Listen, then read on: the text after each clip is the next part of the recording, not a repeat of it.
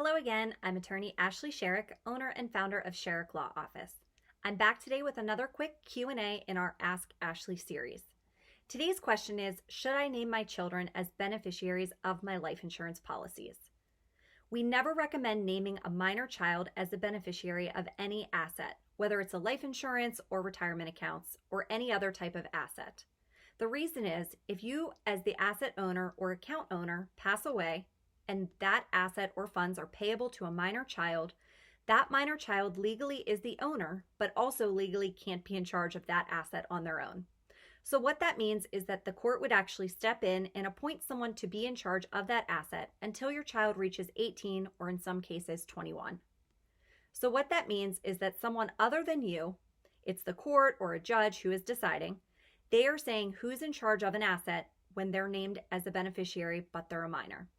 You, as part of your estate plan, can make that choice ahead of time so that you're not relying on what a judge would choose. So if you name a minor child outright as beneficiary, we are leaving it up to the chance that if something were to happen before that child reaches adulthood, then someone else, a stranger or a probate judge, is deciding who's in charge of that asset and making decisions about how to invest those funds and ultimately how to spend those funds on your children. But even then, even though we don't know that piece of it, I would recommend with an estate plan that you actually cover that piece and make provisions for that.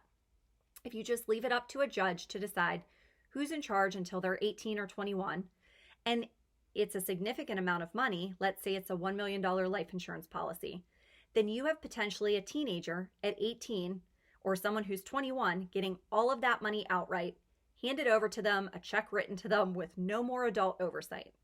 So that might not be a good thing either, that an adult so young and not quite yet mature would have that much money at their disposal. And then they might end up using it in ways that you never would have wanted. And you want to make sure that it was preserved for their milestones in life, like a wedding or purchasing a home or going to graduate school, that kind of thing. It's really important for us to help clients make sure that they are naming a minor child as a beneficiary is not the best route to go.